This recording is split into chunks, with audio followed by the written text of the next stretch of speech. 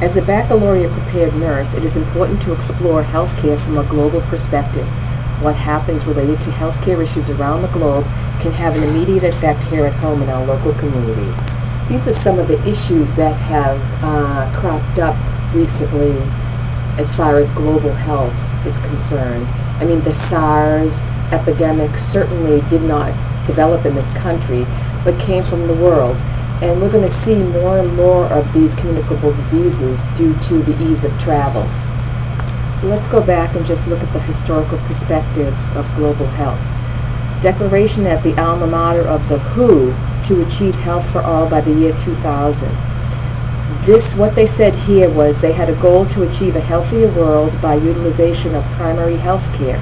This initiative was extended to health for all in the 21st century. When comparing developed countries to lesser developed countries, the lesser developed countries can have these characteristics. They can have more exotic diseases. These lesser developed countries are often involved in wars. They have less technology. Their mark on the global economy is diminished. They have lack of political commitment to health care. They have a lack of recognition of basic human rights. They fail to achieve equitable access to health care. They also have inappropriate use of resources that support health care.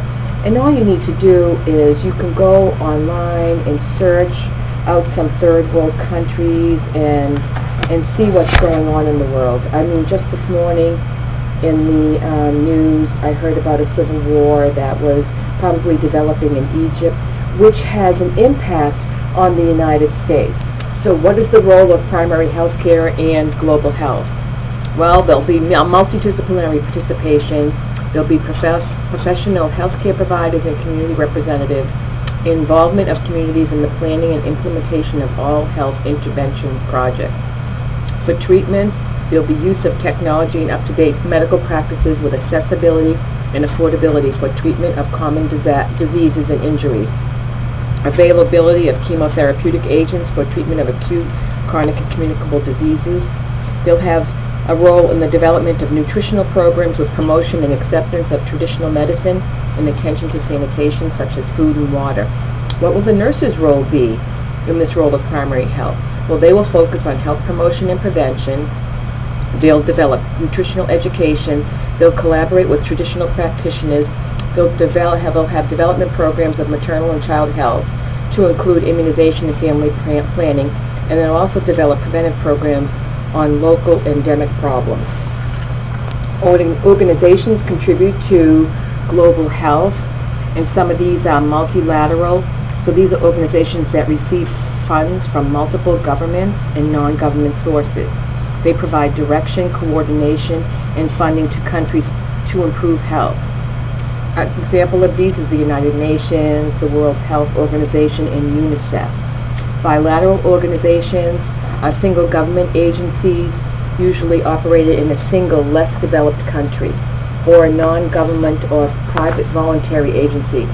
Private voluntary is an example is the Red Cross. They could have church-based organizations or philanthropic organizations. Global health and economic development, relationships between the health of a country's population and its economic development. Economically disadvantaged companies have sicker populations and more complex and endemic health problems.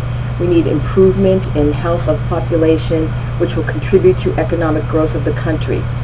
Characterizations of healthcare systems have 5 key elements to examine. Usership, who can use it? Benefits, who is it going to benefit, and what benefits can the citizens expect? Acceptable providers, are these providers educated? Are they equipped to handle what they're going to see? Facilities, where the care is provided. And power, who controls access and the provisions?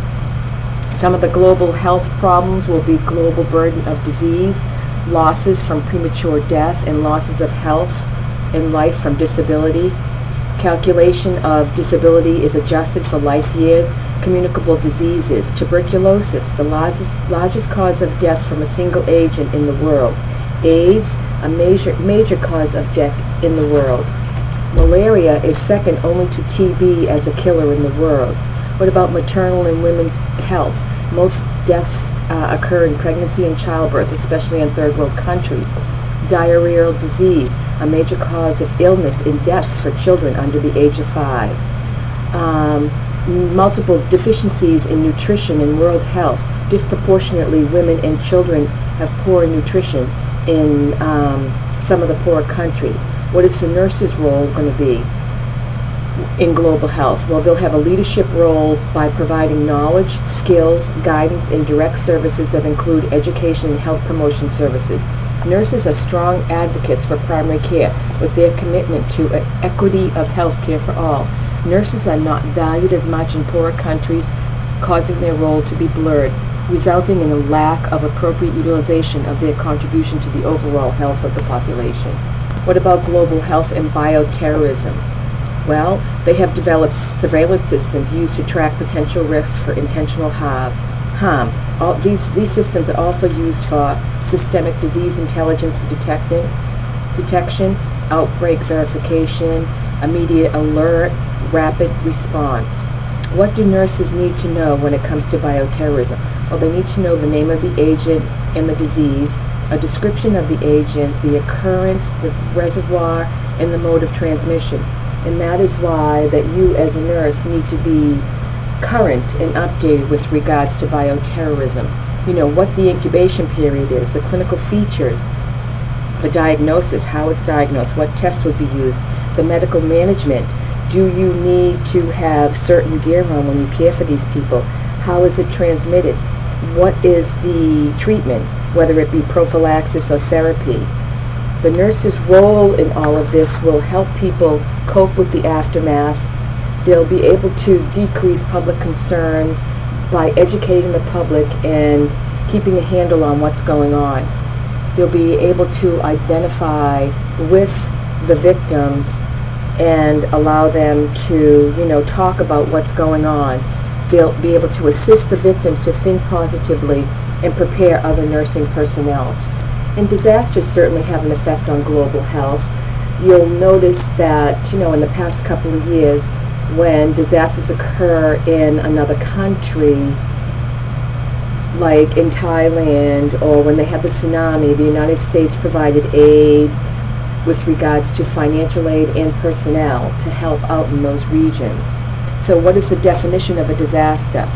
A disaster can be natural or human-made incident causing destruction requiring assistance to recover. Natural disasters are floods, droughts, hurricanes, tornadoes, human-made warfare, weapons of mass destruction, explosions, civil unrest, airplane crashes. Some disaster facts are the number of combined disasters continues to rise. Developing countries are at greater risk. Death tolls have dropped, and that's because of our, global ability to just convene where that disaster occurred. Cost of recovery has risen, and that's because just costs all around have risen. And you develop more and have more problems in overcrowded and urban development areas. There are stages of disaster. The preventive stage, you develop activities to reduce the toll of disaster to life and community. During the preparedness stage, you have a continual cycle of planning, organizing, and training, and that is with personnel, professional, and community. You have mock drills and stuff like that. Recovery is the period where you provide housing and efforts to return to pre-disaster state. This also includes evaluation of the incidents to reevaluate if anything further can be done in the future to minimize the effects if it happens again. The nurse's role with regards to disasters, like training and being involved in drills or mock disasters. They need to be involved in the planning, identification of the hazards, analysis of vulnerability, and assessment of risk, and many of the different layers of disasters nurses will be involved in. What is involved in a response plan? Well, in the National Response Plan, It has documents that assigns functions to all support organizations on the response team. Disaster medical assistant teams are assembled to provide for triage and care. They have emergency support functions. They have delayed stress reaction, and this usually occurs once the disaster is over. Common for disaster workers. The level of disaster begins locally and is determined by dollars, health risks, and lives lost. The National Response Plan is initiated if a disaster is deemed nationally significant. Response to bioterrorism is not easily recognized at first, and several biodefense programs are available. Those that are affected in disasters will be in the community in many ways, whether it be physical, emotional, cost in dollars, lives lost, basic needs, or sanitary barriers. The role of the nurse in disaster response is multifaceted. They can be first responders. They can be used as epidemiologists and have surveillance. They are the communicators. Sometimes they're the liaison between the different disciplines. They can provide shelter management and stress management. They have to be flexible but remain vigilant to prevent. They have to be flexible but remain vigilant to prevention measures such as hygiene, etc. They need to be able to teach and educate health promotion and disease prevention and risk assessment. One of the other roles that they have is case finding and referral, including post-disaster cleanup, injuries. As far as an international response goes, there are international relief efforts, psychological stress of disaster workers, where they fantasize of returning to the disaster site, where they feel more appreciated. Stress reactions in adults and children sometimes can be physical, cognitive, emotional, and they can also develop behavioral symptoms. So this is all part of what the nurse needs to know in their role and how they need to be educated. A part of what the nurse needs to know to keep current and to help in these types of situations.